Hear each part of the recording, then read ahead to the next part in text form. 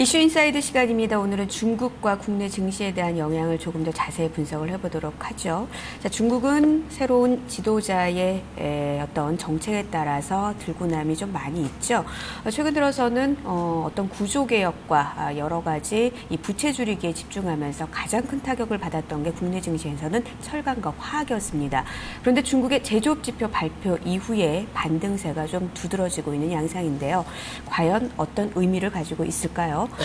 이에 따라서 이슈 인사이드의 주제는 이렇게 잡아봤습니다. 자, 오늘의 주제입니다. 철강과 화학주의 반등, 과연 의미 있는 바닥 신호일까요? 함께 살펴보도록 하죠. 전정현 전문가, 허준식 해설위원, 그리고 이혜진 기자가 함께하도록 하겠습니다. 안녕하세요. 네, 안녕하십니까. 네, 안녕하십니까. 자, 시작을 해보도록 하겠습니다. 자, 먼저 이혜진 기자, 최근 발표를 하고 있는 중국 경제 지표들의 어떤 흐름들을 알려주시죠. 네, 어제 중국의 5월 제조업 구매관리자 지수 PMI가 발표됐습니다. 지난달보다 역시 개선된 흐름이었고요. 그리고 시장 전망치도 크게 웃도는 수준으로 발표됐습니다. 자, 그래프를 통해서 좀 더 자세하게 살펴보도록 하겠습니다. 자, 어제 이 잠정치가 49.7포인트로 나왔습니다. 그러면서 지난달에 48.1포인트 그리고 시장 전망치보다도 좀 크게 웃도는 그런 모습을 보여줬고요. 자, 보시면 이 빨간 선 안에 보이시는 것이 이 흐름을 좀 볼 수가 있겠는데, 보시면 좀 크게 좀 상승폭이 좀 가팔라졌다는 점 확인을 해보실 수가 있겠습니다. 하지만 좀 부정적인 점은 여전히 50선을 하회하고 있어서 아직까지는 좀 중국의 제조업 경기가 위축 국면에 있다는 점을 좀 볼 수가 있었고요. 자, 이어서 세부 항목도 좀 살펴보도록 하겠습니다. 신규 수주와 또 생산 지수가 지금 보이고 있는데요.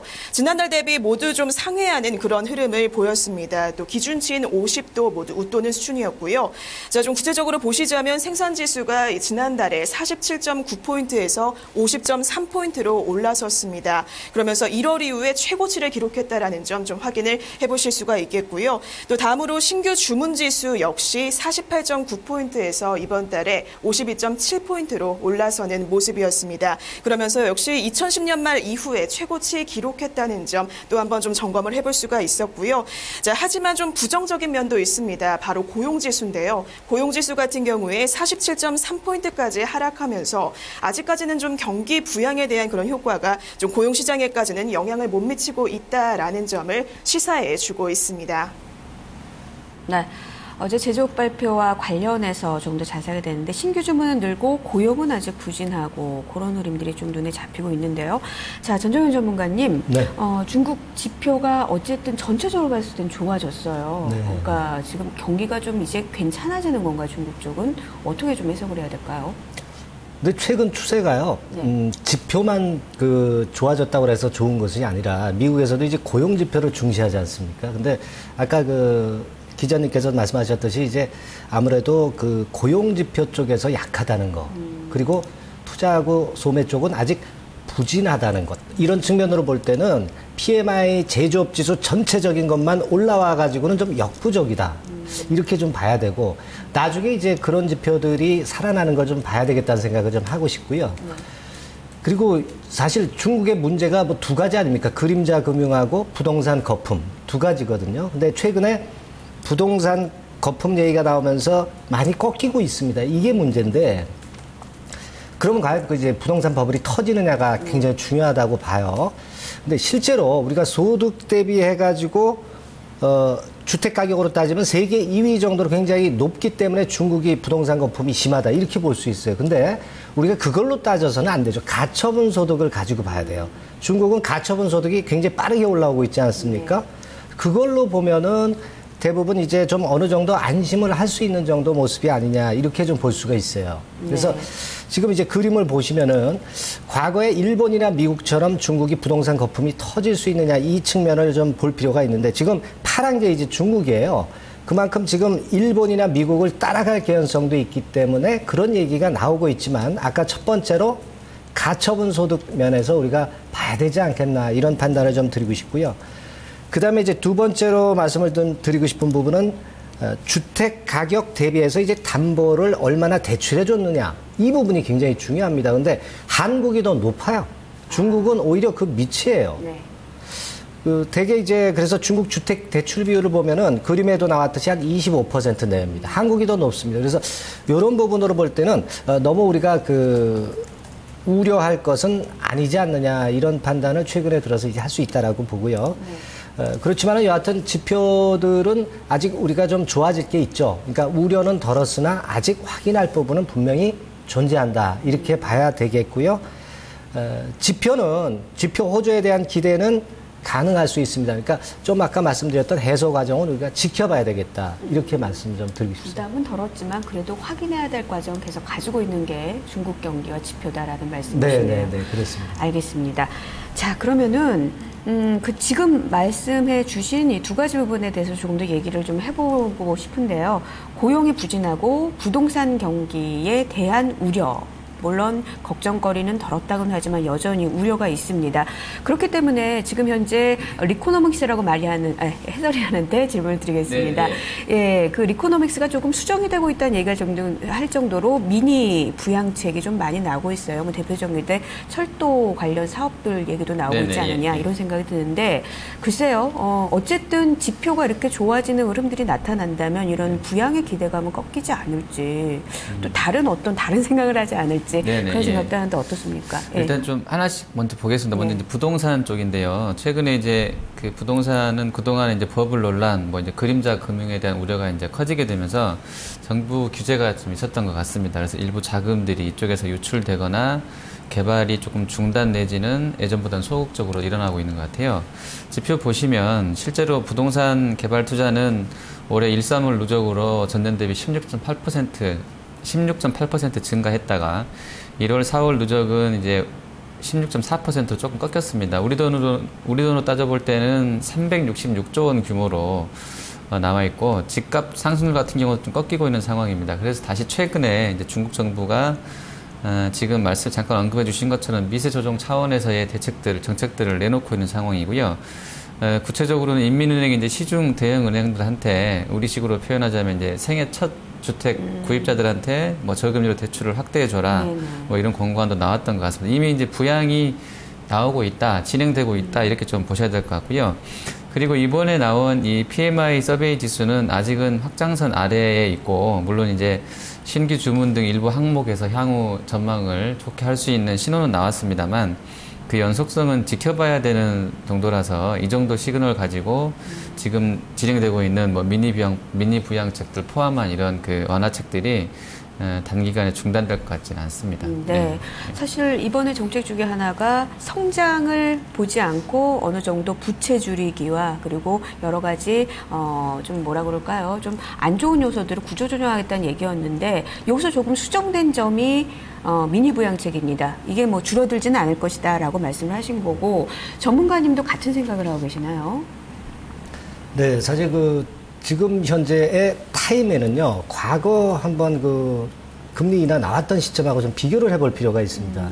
가령 예를 들면 2012년도 같은 경우에는 이와 비슷한 시기에 유사한 조치가 나왔었거든요. 그래서 그 부분을 한번 체킹을 해볼 필요가 있는데 그때 당시에도 소비자 물가 지수 같은 경우가 1년 6개월 내 최저치에 달했었고 주택 판매 증가율 같은 경우도 역성장을 했어요.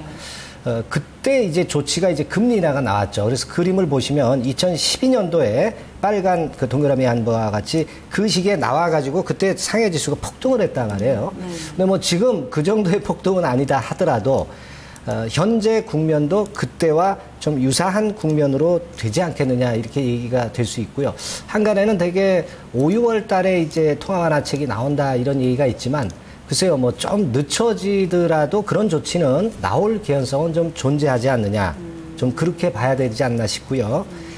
그리고 만약에 이제 그렇게 된다면은 주택 구입 규제나 또는 담보대출권에 대한 완화 조치가 아마 나올 개연성도 있고, 뭐 지준율권도 물론 우리가 기대할 수 있는 그런 요소가 될 수 있지 않나 그렇게 보여집니다. 그리고 그 4월 달에 미니 부양책 했지 않습니까? 그래서 이번에 제조업 지표에서 그 영향이 좀 나오지 않았냐 이런 얘기도 있지만 실제로는 한 3, 4개월 정도 걸리기 때문에 7월 정도에 진짜 본격적으로 그것이 반영된다는 얘기가 있어요. 그래서 그렇게 보면은 추가 경기 부양 조치가 지금 당장 안 나온다 하더라도 지표는 그때 가면 조금은 더 좋아질 개연성이 좀 있지 않나 그렇게 좀 판단이 됩니다. 그러면 한 2, 3개월 정도는 호조 지표가 좀 계속 중국 쪽에 좋게 나올 가능성을 보는 것도 좋겠네요. 그렇게 예상해도 좀 되겠네요. 그럴 가능성은 존재한다고 보고 그리고 이제 지표 호조가 과연 그 부양 기대감을 꺾지 않을까 이런 네. 질문이 있으셨잖아요.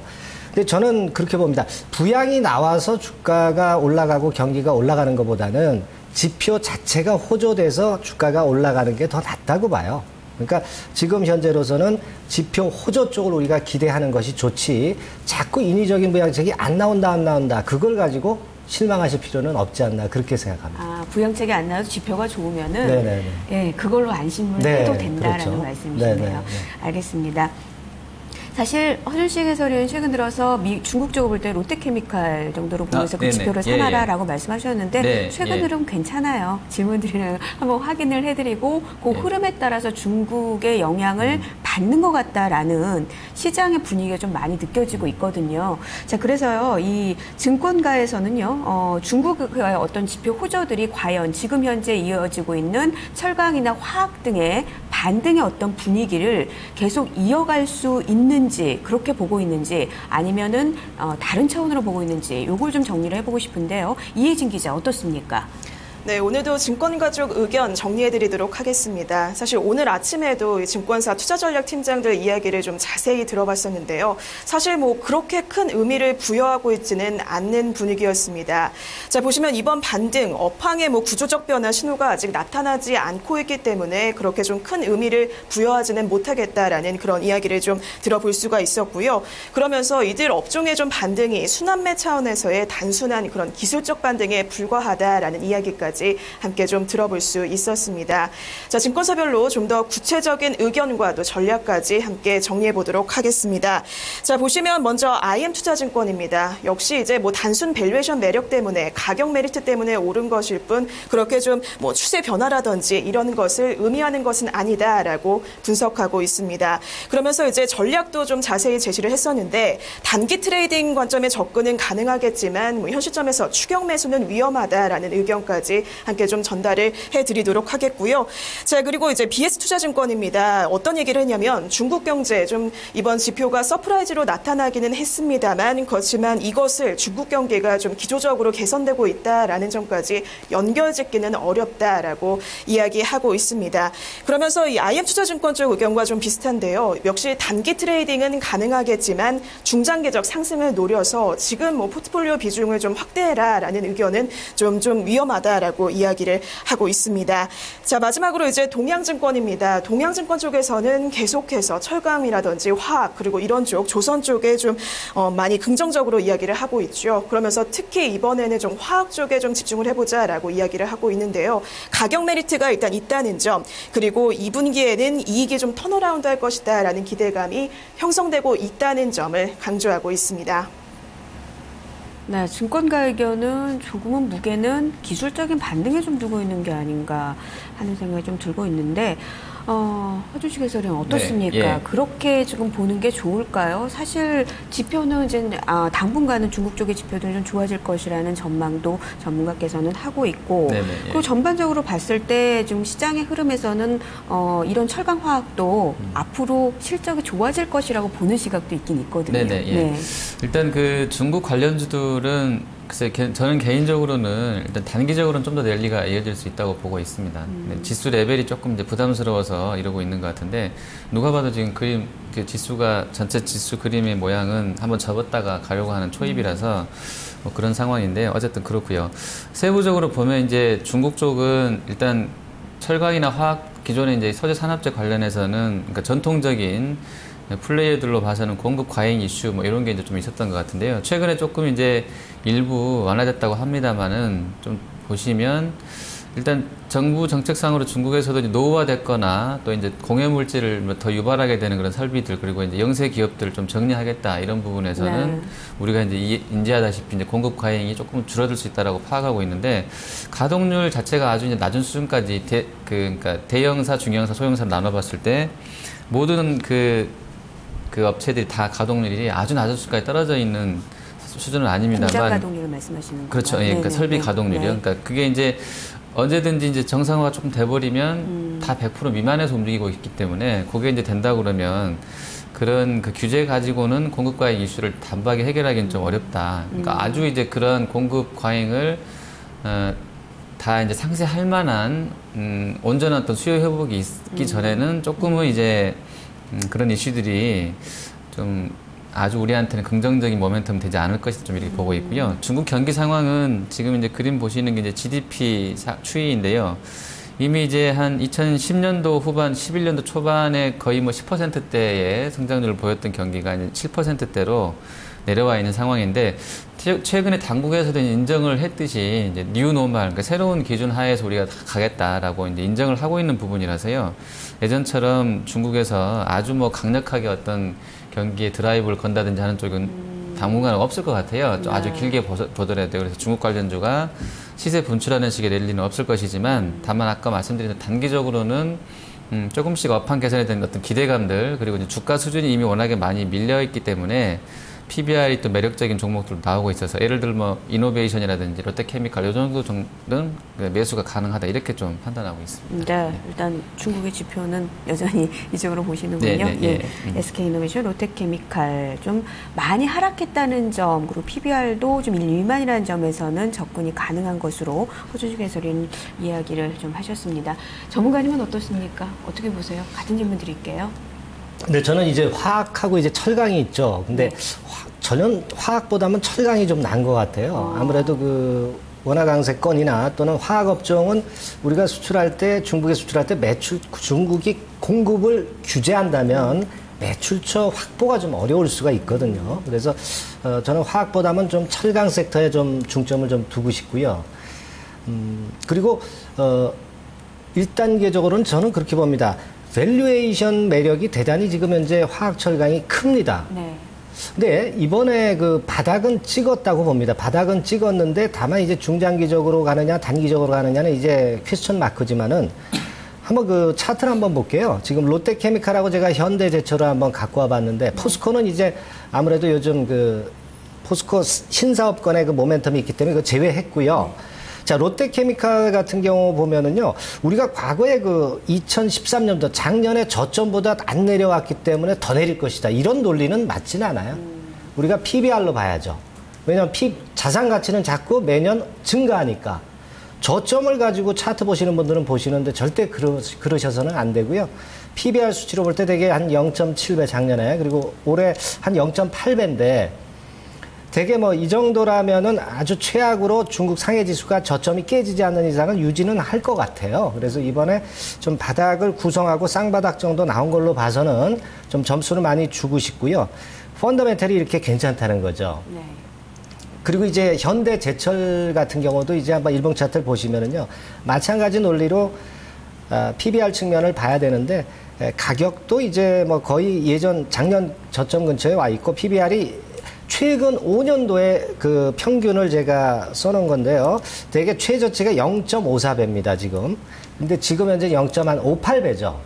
네. 그런 측면들이 있고, 아무래도 아까 화학보다는 저점을 좀 다지는 패턴이 조금 더 강합니다. 그래서 저는 철강 쪽에 조금 더 주안점을 좀 두고 싶지 않나, 이렇게 좀 보여지고요.